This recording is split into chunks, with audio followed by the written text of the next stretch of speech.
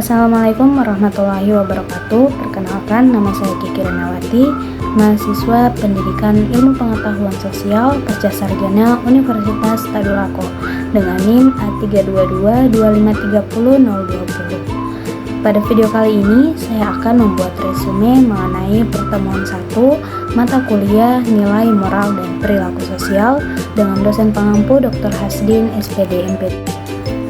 Pengertian dari perilaku sosial adalah perilaku individu dalam hubungannya dengan orang lain atau masyarakat. Jadi perilaku sosial adalah hubungan yang dijalin oleh satu orang atau individu dengan individu lainnya atau dengan masyarakat. Ciri-ciri dari perilaku sosial ada 4, yaitu adanya interaksi, adanya norma, kemudian adanya tujuan dan makna. Di sini dimana adanya interaksi, yaitu interaksi antara satu orang dan lainnya atau kelompok, itu dinamakan interaksi. Kemudian yang kedua adalah norma ataupun adanya aturan yang mengatur dalam perilaku sosial tersebut. Kemudian adanya tujuan dari perilaku sosial dilakukan. Kemudian adanya makna tertentu dari suatu perilaku sosial. Jenis interaksi sosial dibagi menjadi 2, yaitu interaksi asosiatif dan juga disosiatif. Bentuk dari asosiatif yaitu kerjasama, kemudian ada akomodasi dan asimilasi. Kerjasama yaitu interaksi yang dilakukan oleh individu atau kelompok orang yang bekerja sama untuk tujuan tertentu dan tujuan yang sama.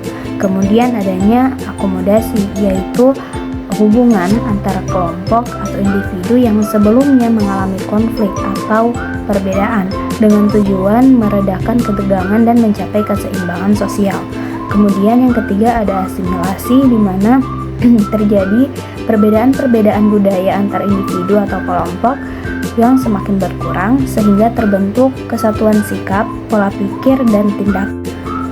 Untuk interaksi sosial disosiatif terbagi menjadi 3, yaitu adanya persaingan, kemudian adanya kontroversi dan konflik. Kalau adanya persaingan yaitu masih dalam ranah yang belum terlalu menggunakan kekerasan, seperti persaingan dengan dalam lomba yang untuk tujuan yang sama, 2 orang bersaing untuk satu tujuan yang sama. Kemudian adanya kontroversi yaitu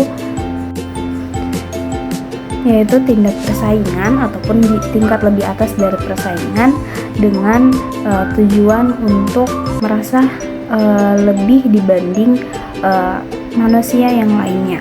Kemudian adanya konflik, di mana seseorang bisa berbuat sesuatu untuk mencapai satu tujuan dengan mungkin mengancam seseorang dan membuat hal-hal yang berujung kepada hal yang negatif kepada orang lain.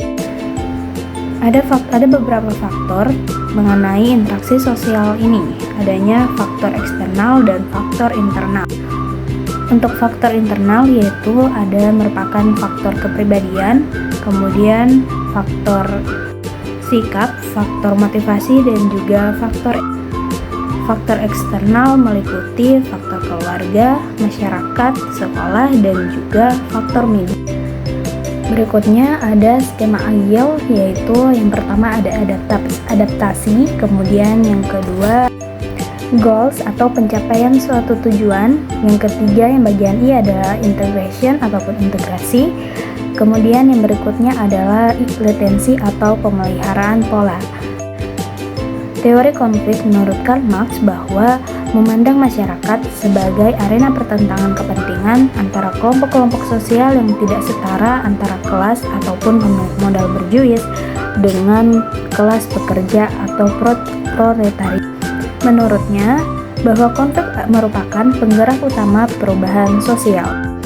Berikutnya ada struktur fungsional menurut Pearson, yaitu sistem sosial saling berinteraksi dan memiliki fungsi untuk menjaga keseimbangan dan interaksi sosial, keluarga, pendidikan, agama, ekonomi, dan politik yang berfungsi untuk mempertahankan keberlangsungan masyarakat.